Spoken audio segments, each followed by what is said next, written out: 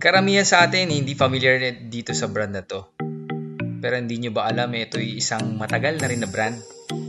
Itong Alchemy Bicycle Co. It was founded in 2018 sa Denver, Colorado.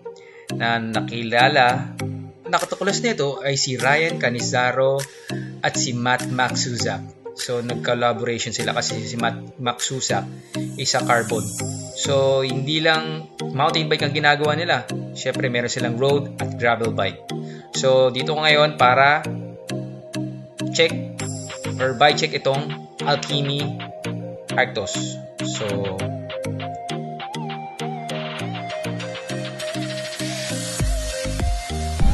what's up mga kapadyak?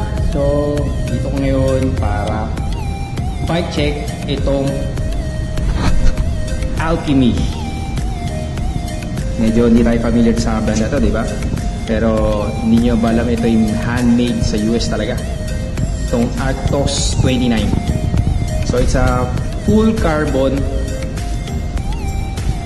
na Alchemy na Arctos 29. So may check natin. Ang group set niyang nakamount dito ngayon is naka SRAM XO na Eagle. So makita mo yun. Gold chain pero black yung ano niya. Black Eagle to. XO. Pedal niya is yung Saint na bago na 2019. Kita mo? Pogi oh. Nakamount sa kanya na rear shock is naka-float DPX X2 na extra volume. So gintong ginto.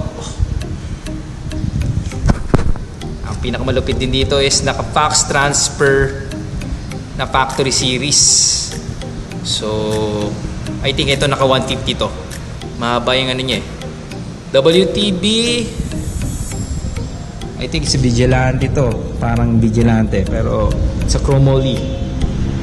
It's a full carbon na Alchemy. Punta na tayo sa may fork. Fork niya is naka Fox 36 na 27.5 plus. So around nasa 160 to. 160, 170.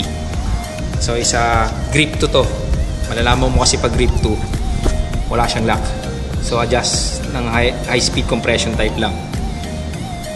Same time ang lupit. Tignan mo naman ang setup. Naka-hook. Wow. Hope na Tech 3. So isa quad piston yan kung sabihin natin. Ang handlebar niya is a raised face na turbine.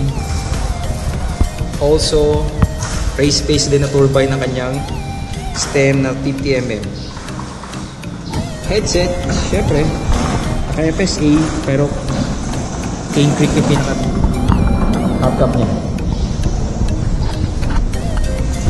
Pasok tayo dito sa wheel set. So ang wheel set niya is naka DT Swiss na M1700. So ito yung setup din, yung wheel set talaga niya. This is aluminum type. So set na rin yan.